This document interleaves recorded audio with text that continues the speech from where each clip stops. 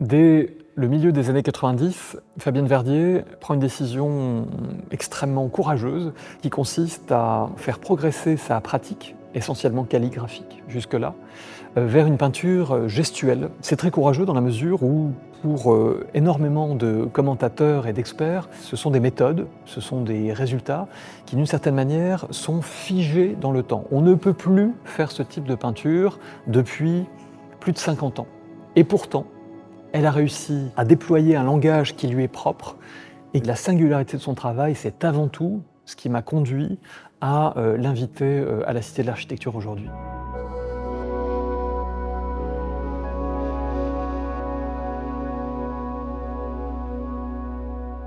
J'ai souhaité intituler cette exposition Mute ou Mute, donc à la fois un renvoi au silence de cette peinture abstraite, gestuelle, essentiellement visuelle, qui refuse l'anecdote, la figure, l'image, pour une forme de liberté, et aussi, de l'autre côté, Mute, c'est une injonction douce faite au spectateur à se transformer lui-même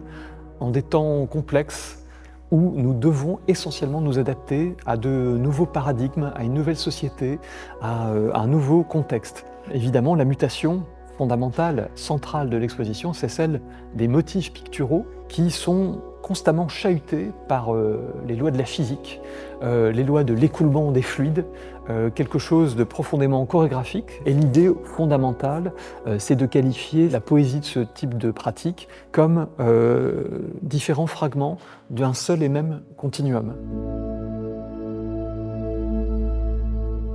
J'ai tout de suite pensé à cette galerie d'émoulage dans laquelle je me trouve pour présenter le travail de Fabienne Verdier, dans la mesure où son travail résonne énormément avec l'art roman, gothique, renaissant, dont il est question dans ces espaces, dans lequel j'ai conçu une scénographie qui s'insinue pour que les spectateurs découvrent les tableaux, mais aussi imaginent que la scénographie est un dispositif de vision qui ménage des perspectives, des surprises, et finalement travaille le regard du spectateur, non seulement sur les tableaux, mais aussi sur l'environnement